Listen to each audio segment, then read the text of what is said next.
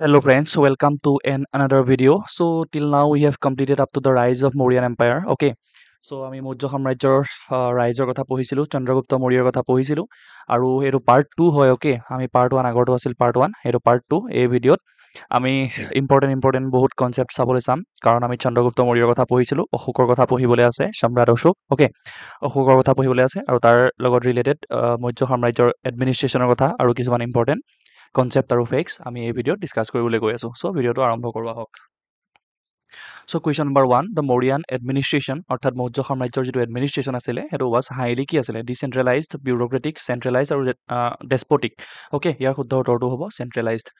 চেন্ট্ৰেলাইজ মানে কি হ'ল, চেন্ট্ৰেলাইজ মানে কি হয় আচলতে, চেন্ট্ৰেলাইজ মানে কি, মানে suppose this is the territory. Okay, so' কোনোবা এটা ৰিজনত য'ত কেপিটেল, ছাপ'জ দ্য কেপিটেল ৰিজনত গোটেই পাৱাৰটো কেপিটেল ৰিজনত বা কিঙৰ ওচৰত থাকে। অ'কে, ৰজাৰ ওচৰত থাকে।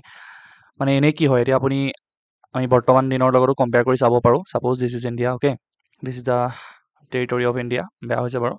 চ' this is the territory of India, this is north east. Okay, so' আমাৰ কি হয় এতিয়া, চ' দেলহিত কি থাকে, দেলহিত আমাৰ চেণ্ট্ৰেল গভৰ্ণমেণ্ট থাকে বা চেণ্ট্ৰেল গভৰ্ণমেণ্টৰ এখন চেণ্ট্ৰেল গভৰ্ণমেণ্ট থাকে আৰু প্ৰত্যেক ষ্টেটবিলাকত কি হয়, প্ৰত্যেক ষ্টেটবিলাকত এখন অসম হয়। চ' প্ৰত্যেক ষ্টেটবিলাকত ষ্টেট গভৰ্ণমেণ্ট থাকে।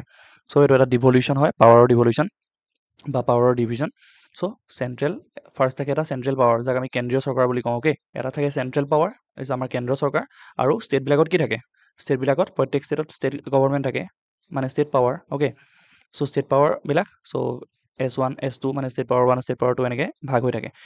অৰ্থাৎ কি হৈছে এতিয়া গোটেই পাৱাৰটো চেণ্টাৰৰ ওচৰতো অলপ পাৱাৰ আছে আৰু ষ্টেটৰ ওচৰতো বেলেগ বেলেগ পাৱাৰ আছে। অ'কে, চ' পাৱাৰটো ডিচেণ্ট্ৰেলাইজ হৈ আছে। অ'কে, ডিচেণ্ট্ৰেলাইজ হৈ আছে, কিন্তু আমাৰ ইণ্ডিয়াত তেনেকুৱাও নহয় বাৰু, আমাৰ চেণ্টাৰ বহুত ষ্ট্ৰং হয়।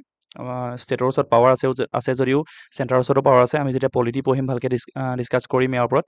অ'কে, চ' কি হৈছিলে আমাৰ এইটো ইণ্ডিয়াৰ লগত এতিয়া কম্পেয়াৰ কৰি চাব পাৰে। অৰ্থাৎ এই ষ্টেটবিলাকত পাৱাৰ দি থোৱা আছে ন, এই প্ৰচেছটোক কোৱা হয় ডিচেণ্ট্ৰেলাইজেশ্যন অফ পাৱাৰ। মানে চেণ্টাৰৰ পাৱাৰ অলপ ডিচেণ্ট্ৰেলাইজ কৰা হৈছে, মানে চেণ্টাৰৰ পৰা আনি ষ্টেটবিলাকতো দিয়া হৈছে।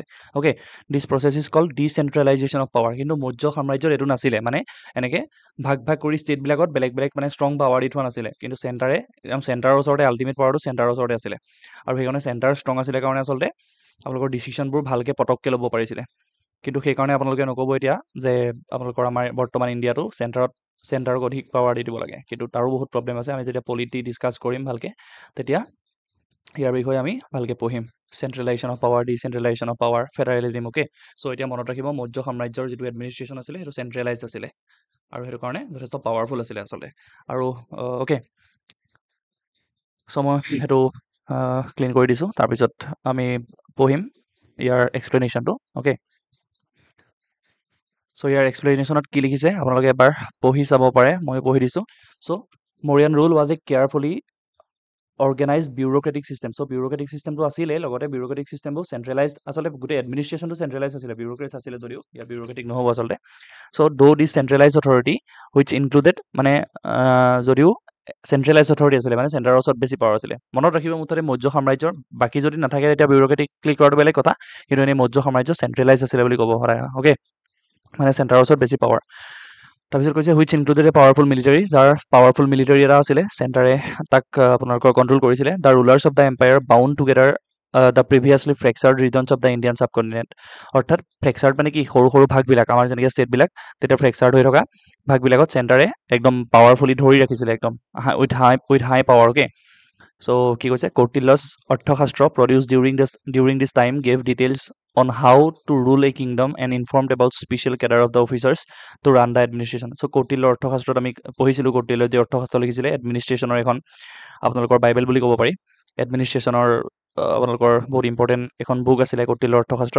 চ' তাত কেনেকৈ স্পেচিয়েল কেডাৰ বা অফিচাৰ্ছবিলাকত এডমিনিষ্ট্ৰেশ্যন কেনেকৈ ভাগ হৈ থাকিব লাগে সেইটো কথা আছে। আৰু মৌৰ্য সাম্ৰাজ্যৰ সময়তে লিখা হৈছিলে আচলতে, চন্দ্ৰগুপ্ত মৌৰ্যৰ গুৰু আছিলে। চ' কৌটিল্যৰ অৰ্থশাস্ত্ৰৰ পৰা গম পাব পাৰি। চ' চেণ্ট্ৰেলাইজড এডমিনিষ্ট্ৰেশ্যন আছিলে মৌৰ্য সাম্ৰাজ্যৰ এডমিনিষ্ট্ৰেশ্যনটো। অ'কে, চ' কুৱেশ্যন নম্বৰ 2 যদি চাওঁ আমি, which year did Ashoka become king. So' কোন বছৰত অশোকা, চ' আমি মানে অশোকা কোন বছৰত ৰজা হৈছিলে সুধিছে, তাৰ আগত আমি চাই লওঁ প্ৰথম কিং আছিলে কোন, চন্দ্ৰগুপ্ত মৌৰ্য। চ' CH লিখিছোঁ, চন্দ্ৰগুপ্ত মৌৰ্য ফাৰ্ষ্ট ৰুলাৰ আছিলে, this the founder of the Maurya dynasty. Okay, Chandragupta মৌৰ্যৰ পিছত কি আছিলে, তেওঁৰ পুত্ৰ অশোক, বিন্দুচাৰা ৰজা হয়, বিন্দুচাৰা। অ'কে, বিন্দুচাৰা আমি কালি পাইছিলোঁ, বিন্দুচাৰা। বিন্দুচাৰা ৰজা হয়। তাৰপিছত বিন্দুচাৰা আচলতে বহুত পুত্ৰ থাকে, কিন্তু তেওঁৰ ভিতৰত আটাইতকৈ মানে পাৱাৰফুল আৰু আচলতে একদম যোগ্য মানে অ'কে এলিজিবল চন মানে তেওঁৰ বিন্দুচাৰাৰ পুত্ৰ হয় অশোক। চ' অশোক পিছত ৰজা হয় আটাইতকৈ অ'কে সম্ৰাট অশোক আটাইতকৈ পাৱাৰফুল ৰুলাৰ। চ' অশোক ৰজা হয় অ'কে। চ' অশোক ৰজা হয় কিমানত 268 BC অ'কে 268 খ্ৰীষ্টপূৰ্ব BC আছে, খ্ৰীষ্টপূৰ্বত অশোক ৰজা হয়। So Ashoka ascended the Mauryan Empire in the year 268 BC হয়. So he was the third Mauryan Empire অৰ্থাৎ পহিলো ফাৰ্ষ্ট কোন Chandragupta Maurya, second Bindusara, third ruler Ashok okay. Maurya সাম্ৰাজ্যৰ 3 নম্বৰজন ৰুলাৰ বুলি সুধিলে কেতিয়া কোনে হ'ব Ashok okay. Succeeding is father Bindusara, so' বিন্দুচাৰাক ছাকচিড কৰি অশোক ৰজা হয় 268 খ্ৰীষ্টপূৰ্বত। চ' কুৱেশ্যন নম্বৰ 3 যদি চাওঁ আমি in Mauryan dynasty Kalinga war took place in the year. So' এইটোতো মনতে ৰাখিব কলিংগ ৱাৰ কেতিয়া হৈছিলে 261 খ্ৰীষ্টপূৰ্বত 261 BC, কেতিয়াবা 262 BC বুলিও হ'ব পাৰে, কিন্তু অপশ্যনত 261 থাকিলে 261 ক্লিক কৰিব। 261 ইজ মোৰ কাৰেক্ট অ'কে। 261 খ্ৰীষ্টপূৰ্বত কলিংগ ৱাৰ লগা হৈছিল। আৰু এতিয়া ক'ব পাৰিবনে বাৰু এই কলিংগ ৱাৰ যে লগা হৈছিল ক'ত লগা হৈছিল? এই কলিংগ যিখন ঠাই আছিলে বৰ্তমানৰ উৰিষ্যাৰ যিখন ৰিজন উৰিষ্যা অ'কে, উৰিষ্যাৰ আগৰ নামটোৱে আছিলে কলিংগ। চ' উৰিষ্যাত লগা হৈছিলে এখন বহুত important battle between the Kalinga আৰু মানে অশোকৰ মাজত okay. So' Ashoka led a huge army against Kalinga. So' কলিংগৰ বিৰুদ্ধে মানে সম্ৰাট অশোকে এটা ডাঙৰ আৰ্মি লৈ গৈছিলে। দিছ টুক প্লেচ ইন 261 BC হৈছিলে এই যুদ্ধখন। The freedom loving people of Kalinga offered a stiff resistance to the Mauryan army. আৰু Kalinga did not have a king as it was culturally run without army. অৰ্থাৎ কোৱা হয় মানে ছাপ'জ এইফালৰ পৰা অশোক আহিছিলে ন, এয়া অশোক আহিছিলে, অশোক ডাঙৰ আৰ্মি লৈ আহিছিলে, এনেকৈ আৰ্মি লৈ আহিছিলে। আৰু আমি যদি ইণ্ডিয়াখন চাওঁ, চ' দিছ ইজ ইণ্ডিয়া। চ' এনেকুৱা ইষ্টাৰ্ণ পাৰ্টততো উৰিষ্যা আছে। চ' অশোক যেতিয়া ইয়ালৈ আহিব তাত থকা মানুহবিলাকৰ আচলতে কোনো ৰজা নাছিলে বুলি কৈছে, তেওঁলোকে নিজে ৰুল কৰিছিলে অ'কে। তেওঁলোকে নিজৰ ওচৰত মানে পাৱাৰটো তেওঁলোকে এনজয় কৰিছিলে চবে মিলি। চ' কিং নাছিলে কাৰণে তেওঁলোকে গোটেই মিলি এটা অশোকক মানে ডাঙৰ ৰেজিষ্টেঞ্চ দিছিলে। অশোক যদিও যুদ্ধত জিকেগে, কিন্তু বহুত মানুহৰ আচলতে মৃত্যু হয়, প্ৰায় 1 লাখৰো অধিক মানুহৰ মৃত্যু হয় আপোনাৰ এই কলিংগ ৱাৰত অ'কে। 261 BC হৈছিলে। আৰু this is the major war Ashok of after the accession of the throne. So' আপোনাৰ থ্ৰনত অহাৰ পিছত ৰাজসিংহাসনত বহাৰ পিছত এইখনেই অশোকৰ প্ৰথম আটাইতকৈ ইম্পৰ্টেণ্ট ৱাৰ 261 BC 261 খ্ৰীষ্টপূৰ্বত মনত ৰাখিব Kalinga war okay. So' which event brought about a profound change in Ashoka's administrative policy. অৰ্থাৎ অশোকৰ এডমিনিষ্ট্ৰেটিভ পলিচি কিহে মানে প্ৰফাউণ্ড এটা ইম্পেক্ট আনিছিলে বা চেঞ্জ আনিছিলে। চ' ইয়াৰ উত্তৰটো হ'ব Kalinga war okay. Kalinga war অৰ্থাৎ কথাটো কি হৈছিলে, অৰ্থাৎ আমি গম পালোঁ যে 261 BC 261 BC this is 6 okay. 261 BC যেতিয়া কলিংগ ৱাৰ হ'ল, অৰ্থাৎ অশোকৰ আৰ্মিয়ে কলিংগ ৰিজনটোত এটা ডাঙৰ ডেষ্ট্ৰাকশ্যন বা এটা ডাঙৰ মানে হানি বিঘিনি ঘটালে, বহুত মানুহ মৰিলে, প্ৰায় 1 লাখৰো অধিক মানুহ মৰিলে। তেতিয়া মানে কি হ'ল, অলৰেডিতো আমি বুদ্ধিজিম পায়ে গৈছিলোঁ, বুদ্ধিজিম পঢ়িছিলোঁৱেই, কাৰণ অশোকৰ আগতে বুদ্ধিজিম জৈনিজিম চব আহিয়ে গৈছিলে। তাৰপিছত উপগুপ্ত বুলি এজন বুদ্ধিষ্ট মংক আছিলে, নামটো মনত ৰাখিব উপগুপ্ত। পিছৰ কুৱেশ্যনত বাৰু আহিবই, মই তথাপিও এতিয়াও কৈ দিছোঁ। উপগুপ্ত নামৰ এজন বুদ্ধিষ্ট মংক আছিলে অ'কে, নামটো মনত ৰাখিব। চ' উপগুপ্ত আহি কি হয়, অশোকক কয়হি, অশোকক লগ পায় আৰু কয়হি যে সম্ৰাট অশোক, আপুনিতো ইমান ডাঙৰ একছত্ৰী সম্ৰাট, আপোনাৰ সমান কোনো ডাঙৰ ৰুলাৰ নাই, আপোনাৰ ইমান পাৱাৰ আছে, আপুনি এতিয়া এনেকুৱা ধৰণৰ যদি বেটেল কৰে, ইমান মানুহ মৰে, তেতিয়া কি হ'ব, ইতিহাসত আপোনাৰ নামটো বহুত বেয়া ধৰণে ইতিহাসৰ মানে পাতত আপোনাৰ নামটো বহুত বেয়া আখৰে লিখি থাকিব, মানে বহুত বেয়া আখৰে থাকি যাব অ'কে। সেই কথাটো অশোকে বুজি পায় আৰু কি কৰে, সেই 261 খ্ৰীষ্টপূৰ্বৰ পিছত অশোকে মানে তেওঁৰ যিটো আপোনাৰ টেৰিটৰী এক্সপানশ্যন কৰাৰ যিটো পলিচি, মানে বেলেগ টেৰিটৰীত গৈ মানে যি যুদ্ধ বিগ্ৰহ কৰে, সেইটো কমপ্লিট বাদ দি দিয়ে। আৰু অশোকে কি একচেপ্ট কৰে, বুদ্ধিজিম এডপ্ট কৰে। চ' অশোকে বুদ্ধিজিমৰ ফালে ঢাল খায় আৰু বুদ্ধিজিম ফ'ল' কৰিবলৈ লয়, বুদ্ধিজিম ধৰ্ম ফ'ল' কৰিবলৈ লয়, বুদ্ধ ধৰ্ম অ'কে। চ' আপোনালোকে সুধিব পাৰে কোনজন মানুহ লগ পাইছিলে বা অশোকৰ গুৰু কোনজন আছিলে বুলি। উপগুপ্ত এজন বুদ্ধিষ্ট মংক আছিলে। অশোকে উপগুপ্তক লগ পায়, উপগুপ্তই অশোকক বুজায় যে এনেকুৱা ধৰণৰ যুদ্ধ বিগ্ৰহ কৰি লাভ নাই, আপোনাৰ নামটো বহুত বেয়াকৈ ইতিহাসত থাকি যাব। চ' তেতিয়া অশোকে বুজে আৰু অশোকে বুদ্ধিজিম ফ'ল' কৰিবলৈ লয় অ'কে। বুদ্ধিজিম ফ'ল' কৰিবলৈ লয় বাৰু, তেওঁ অশোকে এটা নিজে আচলতে হেৰি কৰে, এটা নতুন পলিচি উলিয়ায়, যাক ধম্ম পলিচি বুলি কোৱা হয়। ধম্ম, মই পিছত ক'ম, Dhamma policy of Ashoka, Dhamma policy DHAMMA Dhamma, অশোকৰ ধৰ্ম নহয় দেই, ধম্ম পলিচি অশোকৰ। কেতিয়াবা সুধিব পাৰে ধম্ম পলিচিটো কাৰ হয়, অশোকৰ আছিলে অ'কে, মনত ৰাখিব। চ' কলিংগ হোৱাৰ পিছত গোটেই বস্তুটো অশোকৰ এডমিনিষ্ট্ৰেটিভ পলিচিটো চেঞ্জ হৈ গৈছিলে, মানে যুদ্ধ বিগ্ৰহ নকৰে, টেৰিটৰী এক্সপানশ্যন নকৰে, কাৰো লগত যুদ্ধ বিগ্ৰহ নকৰে, অৰ্থাৎ নিজে মানে ভালকৈ থাকিব আৰু অ'কে। সেইটোৱে আছিলে অশোকৰ the change of Ashoka's administrative policy okay. So' মই আকৌ লিখি দিলোঁ ইয়াত, এবাৰ আকৌ ক্লিন কৰি দিছোঁ।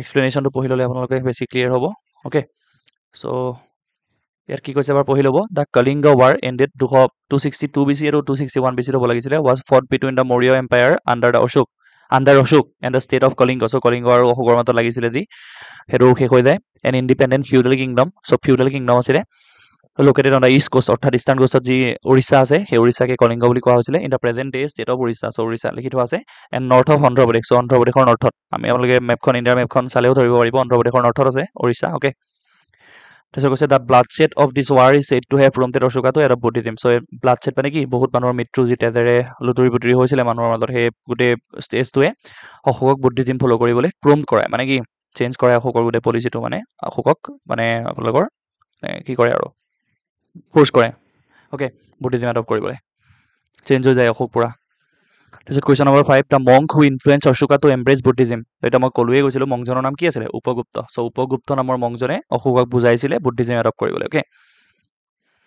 চ' উপগুপ্ত 3rd century BC কাৰণ 261 BC হ'লে কি হ'ব 261 BC হ'লে 3rd century হ'ব okay 3rd century BC so' Upagupta 3rd century BC was a Buddhist monk আছিলে so' according to some stories in the Sanskrit text Ashoka Vandana এইটো মনত ৰাখিব অশোক বন্দনা এইটো সংস্কৃতত লিখা আছে কেতিয়াবা সোধে এইটো অশোক বন্দনাখন কিহত লিখা আছে আপোনালোকে শুনিও গম পাব পাৰে এনেকুৱা বন্দনা চন্দনাবোৰ সংস্কৃতত লিখা আছে লিখা থাকিব পাৰে বুলি so' he was the spiritual leader teacher of the Mauryan empire Ashoka so' অশোকৰ স্পিৰিচুৱেল টিচাৰ বা যি আধ্যাত্মিক গুৰু বুলি কয় আধ্যাত্মিক গুৰু আছিলে অশোকৰ কেতিয়াবা সুধিব পাৰে স্পিৰিচুৱেল লিডাৰ টিচাৰ কোন বুলি ক'লে কি হ'ব উপগুপ্ত চ' উপগুপ্ত টিচাৰ আৰু উপগুপ্তৰ টিচাৰ কোন আছিলে চানাভাচী বুলি এজন আছিলে আৰু চানাভাচীত কাৰ টিচাৰ মানে কাৰ ষ্টুডেণ্ট আছিলে ডিচাইবল আছিলে আনন্দৰ চ' আনন্দ আৰু বুদ্ধ আচলতে বুদ্ধৰ আপোনালোকৰ হেৰি আছিলে আচলতে কাজিন আছিলে চাগে আনন্দ দেই আপোনালোকে এবাৰ চেক কৰি মোক কমেণ্ট বক্সত জনাব চ' বুদ্ধৰ কাজিন আছিলে আনন্দ মানে এজন বুদ্ধৰ ডিচিবলো আছিলে বাৰু আনন্দ চ' আনন্দৰ ডিচিবল আছিলে চানাভাচী আৰু চানাভাচীৰ ডিচিবল আছিলে উপগুপ্ত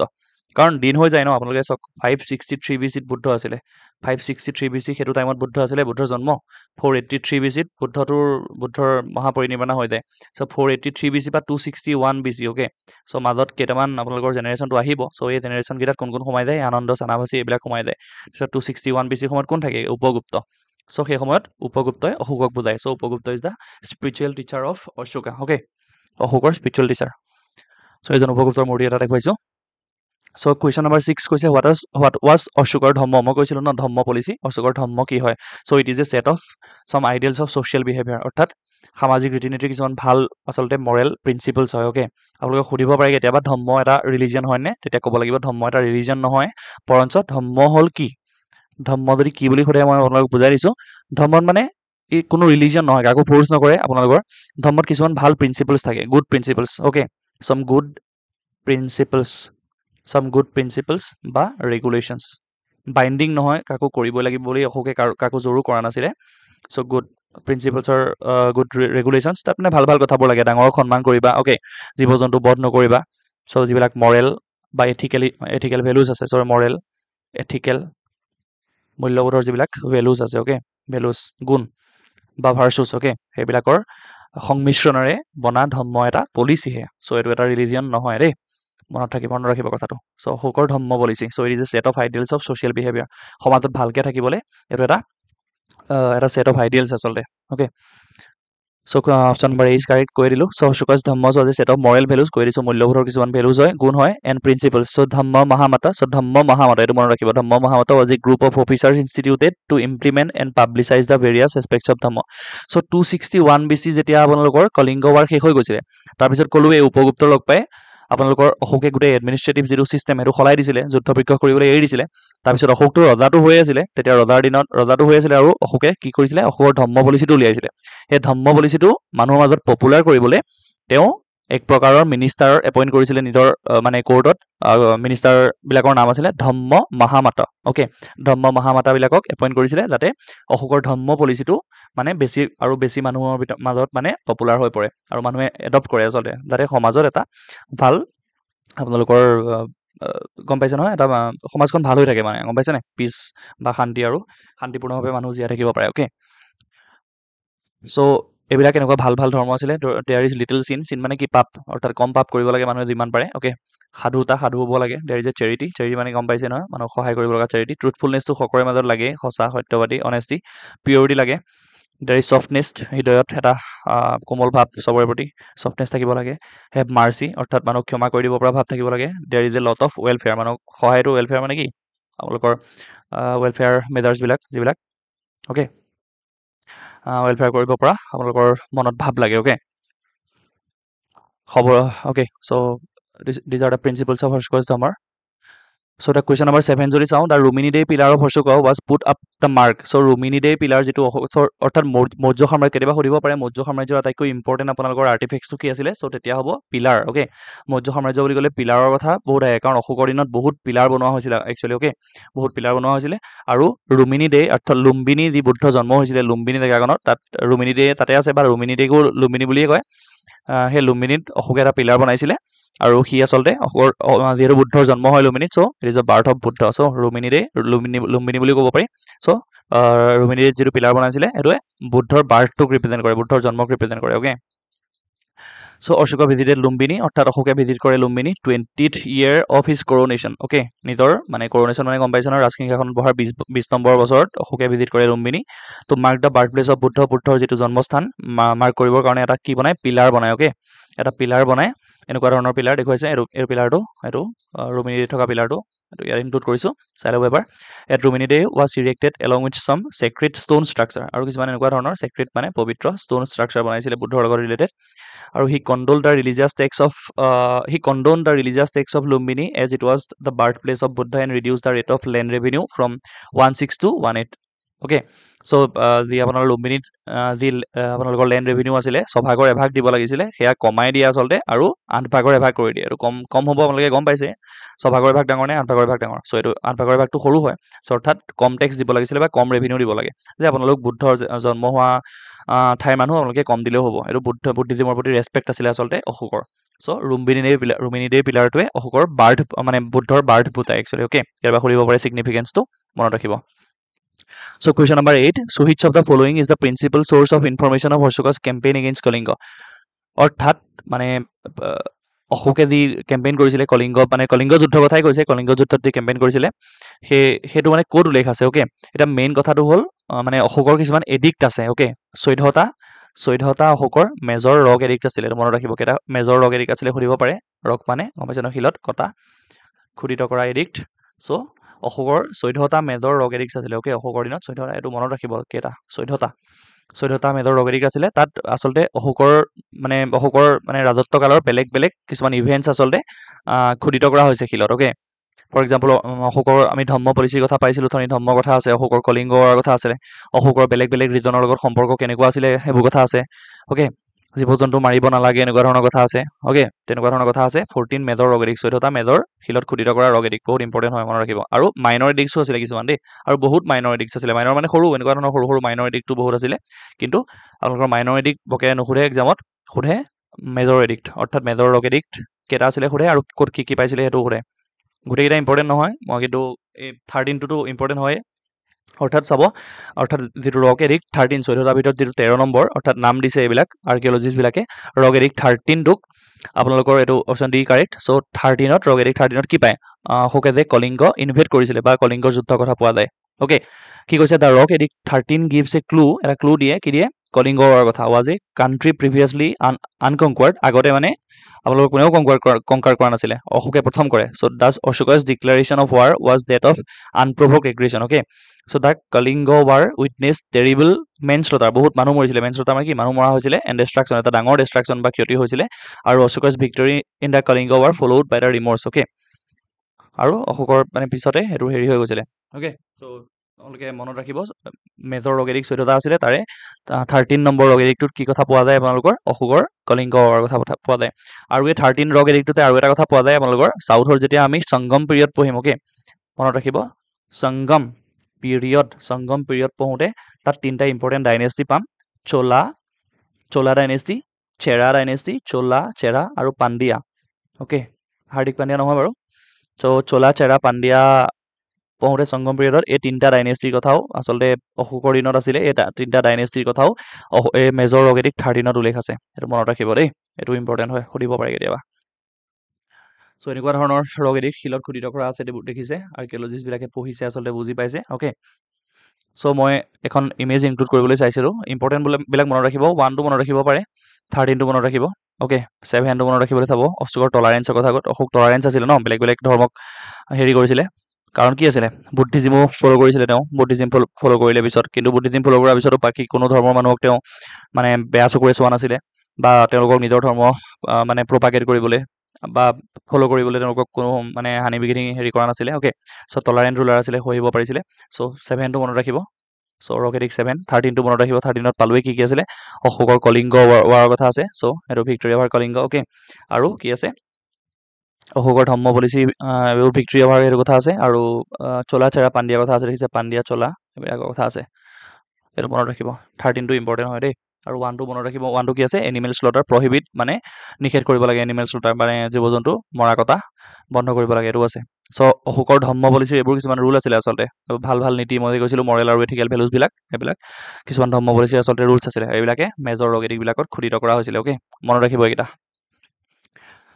চ' কুৱেশ্যন নম্বৰ 9 যদি চাওঁ who amongst the following also' had the name Devanama Priyadarshi so' Devanama Priyadarshi বা প্ৰিয়দৰ্শীন বুলি কয় কেতিয়াবা দেৱানাম প্ৰিয়দৰ্শীন বুলি কাক কয় আপোনালোকৰ অশোককে কয় Mauryan king Ashok okay so' Maurya king অশোকক কি বুলি কয় নামটো মনত ৰাখিব দেৱানামা প্ৰিয়দৰ্শী দেৱানামা প্ৰিয়দৰ্শী অ'কে চ' এই বস্তুটো যদি চাওঁ আমি এক মিনিট দিব মোক সময়